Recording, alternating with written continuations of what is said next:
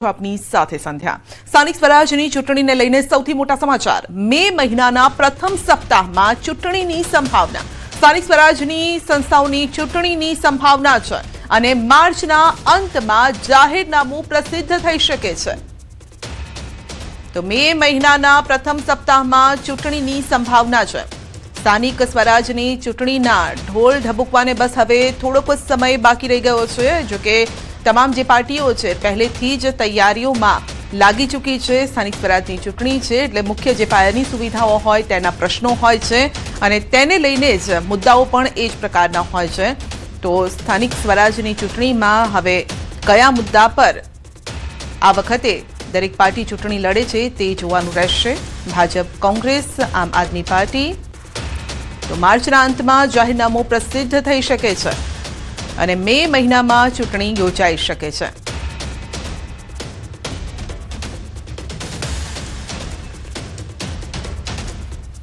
સ્થાનિક સ્વરાજની ચૂંટણીને લઈને મોટા સમાચાર છે તો બસ હવે સ્થાનિક સ્વરાજની ચૂંટણીના ઢોલ ઢબુકવાને થોડોક જ સમય બાકી રહ્યો છે કારણ કે ફેબ્રુઆરી બસ પૂરો થવાનો છે માર્ચના અંતમાં જાહેરનામું પ્રસિદ્ધ થઈ શકે છે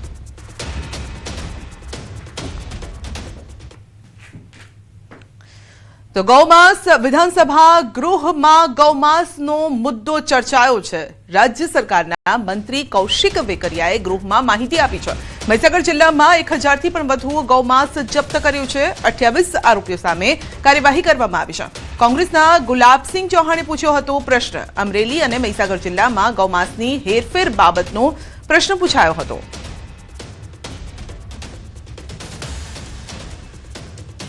તો ગૌમાંસને લઈને પ્રશ્ન પૂછવામાં આવ્યો હતો મહીસાગર જિલ્લામાં ગૌમાંસની હેરફેર થઈ રહી છે તે પ્રકારના સમાચાર વચ્ચે વહેતા થયા હતા અને તે બાબતે જ આ પ્રશ્ન પૂછાયો હતો અમરેલી અને મહીસાગરમાં ગૌમાંસને લઈને જે ગૌપ્રેમીઓ છે તેઓમાં પણ રોષ જોવા મળ્યો હતો જ્યારે આ પ્રકારની હલચલ પણ જોવા મળી હતી તો કોંગ્રેસના નેતા ગુલાબસિંહ ચૌહાણે પૂછ્યો છે પ્રશ્ન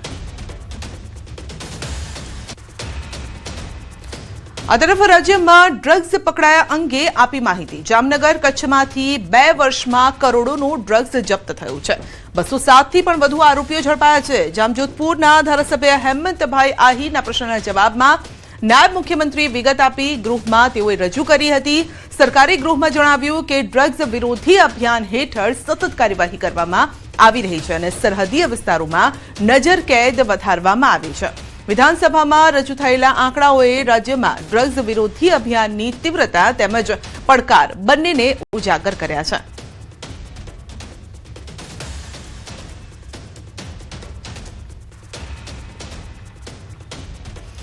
આ તરફ ગોપાલ ઇટાલિયાને વિધાનસભા અધ્યક્ષની ટકોર છે અધ્યક્ષ શંકર ચૌધરીએ ઇટાલિયાને કહ્યું છે કે આ માર્કેટ નથી વિધાનસભામાં માર્કેટની જેમ ગમે ત્યારે ઊભું ન થવાય વિધાનસભા નિયમો પ્રમાણે ચાલે છે કોઈની મરજી મુજબ નથી ચાલતી વિધાનસભામાં ડ્રગ્સ મુદ્દે ચાલતી ચર્ચા દરમિયાન અધ્યક્ષે ટકોર કરી છે ગુજરાત અને પંજાબમાં પકડાયેલા ડ્રગ્સ મુદ્દે મંત્રી કૌશિક વેકરિયા આપી રહ્યા હતા જવાબ પંજાબની વાત આવતા જ એમએલએ ગોપાલ ઇટાલિયા અધ્યક્ષની મંજૂરી વગર ઊભા થઈને બોલવા લાગ્યા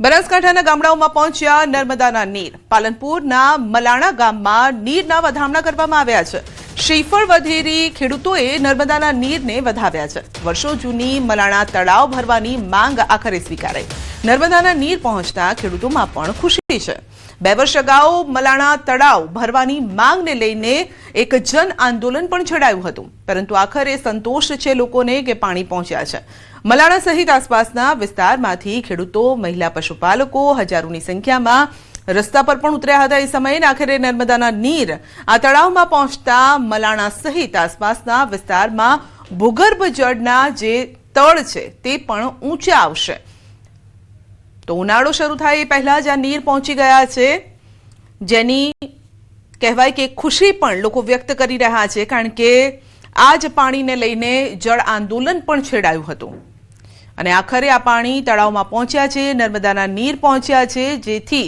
ખેડૂતો પશુપાલકો ગ્રામજનો ખુશ વધુ અપડેટ મેળવીશું સંવાદદાતા કિશોર પાસેથી જી કિશોર આ પાણીની કિંમત કદાચ આ લોકો સિવાય વધારે કોઈ ન સમજી શકે કારણ કે આ જ પાણીના લીધે તેઓએ જન આંદોલન પણ છેડ્યું હતું।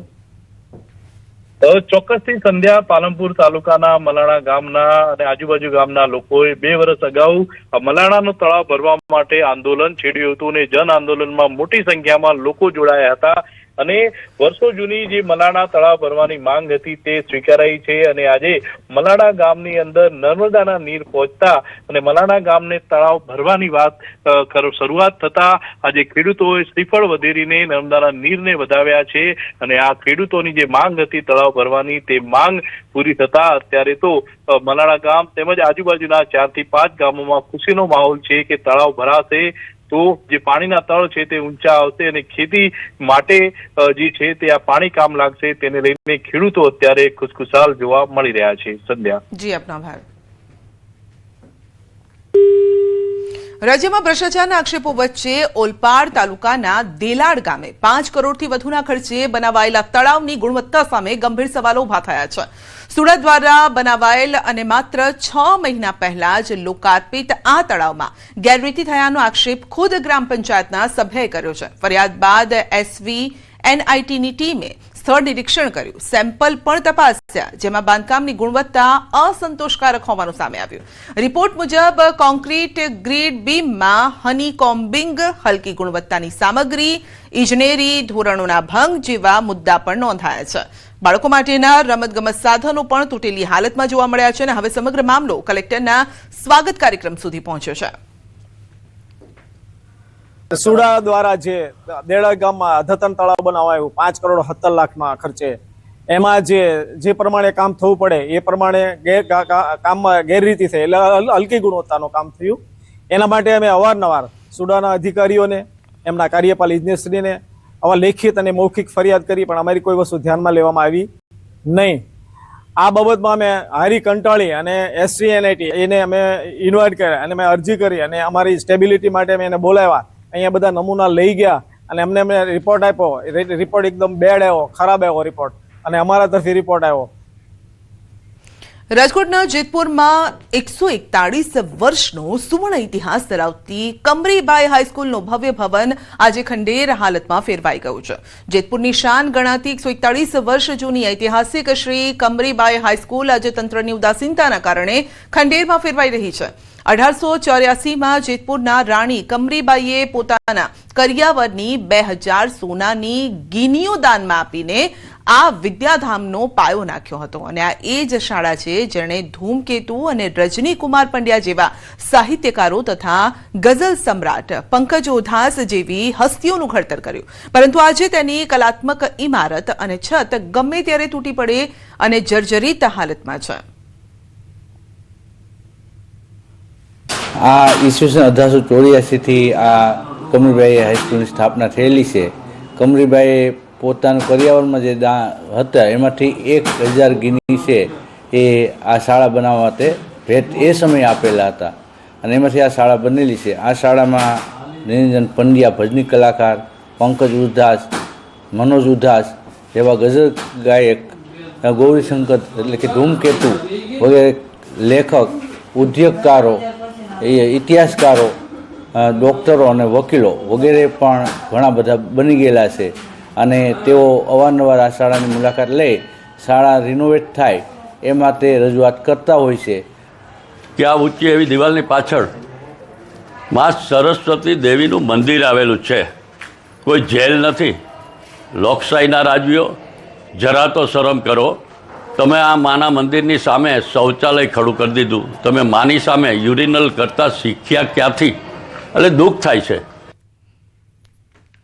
બ્રિટિશ સ્થાપત્ય અને કાઠિયાવાડી શૈલીના સમન્વય સમાન આ ભવનમાં એક સમય સૌરાષ્ટ્રનું પ્રથમ સહશિક્ષણ શરૂ થયું હતું અને શાળાની દુર્દશા જોઈને ભૂતપૂર્વ વિદ્યાર્થી પણ ખૂબ દુઃખી છે.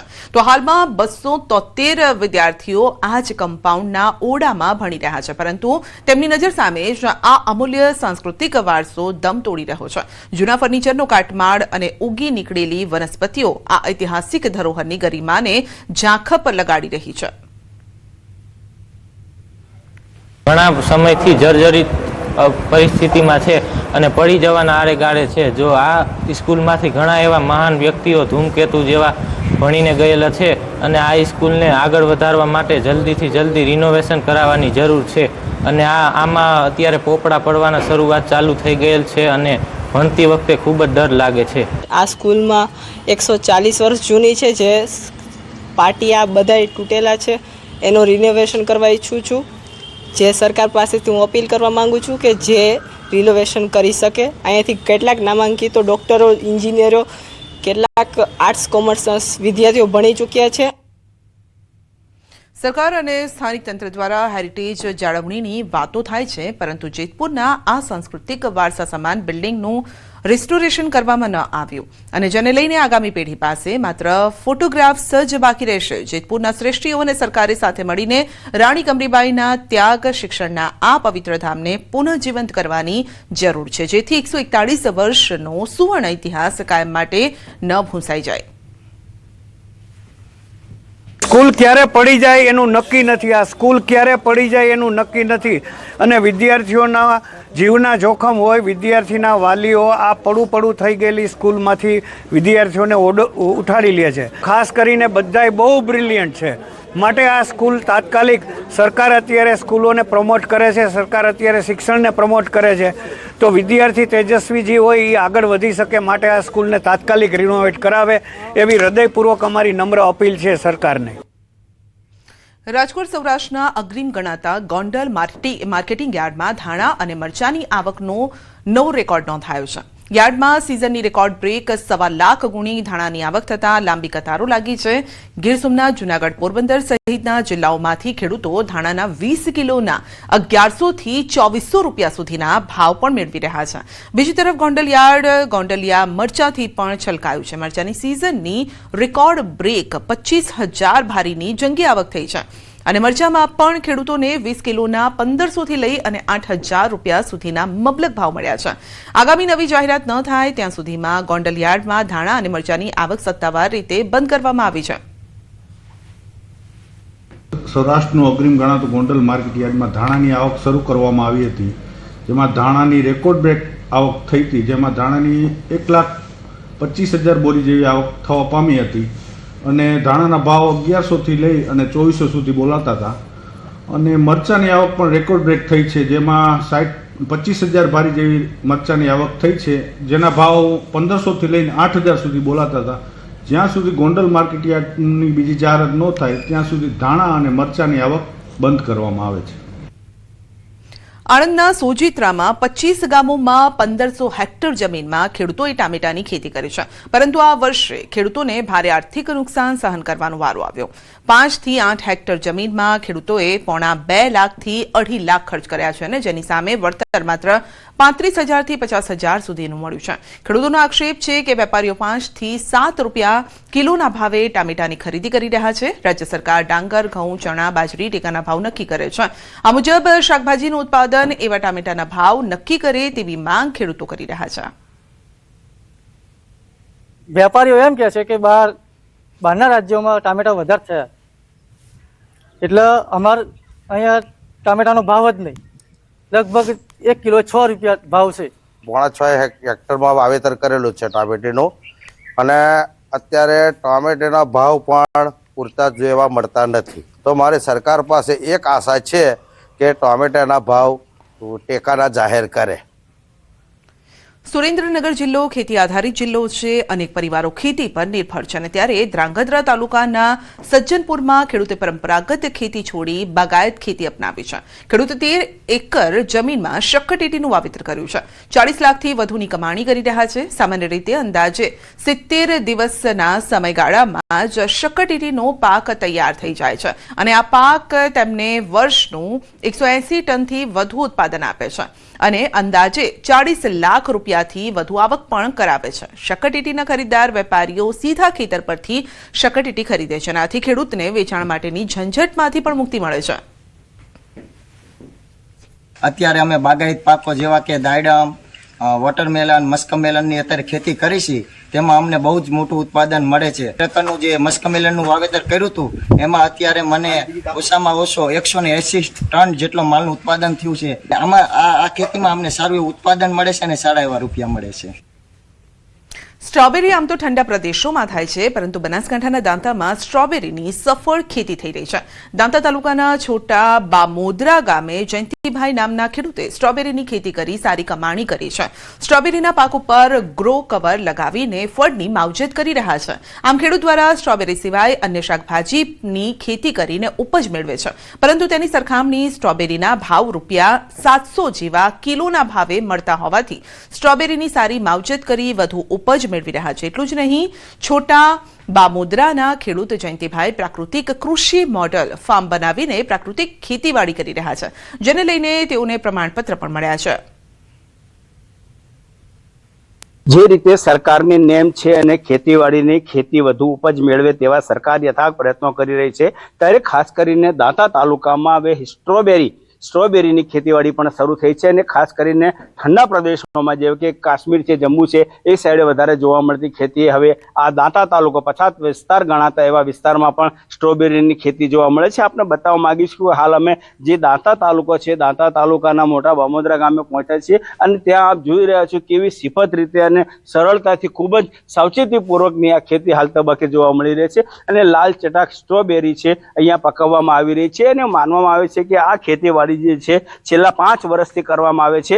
અને જે ખેડૂતો છે, ખેડૂતો પણ એવું માની રહ્યા છે કે અમે શરૂઆતમાં જે છે એ શરૂઆતમાં પહેલા વર્ષે ખેતી લાવી આના રોપા લાવી અને ટ્રાય કર્યો હતો, અને ટ્રાય કર્યા પછી તેમાં સફળતા મળતા આ ખેતીવાડી અમે કરી હતી. અને આપણી સાથે ખેડૂત છે, ખેડૂતને પૂછવા માંગીશું કે આ ખેતી જે સ્ટ્રોબેરીની ખેતીવાડી કરી છે કેટલા વર્ષથી કરો છો અને કેવી ઉપજ થાય છે, શું કહેવું?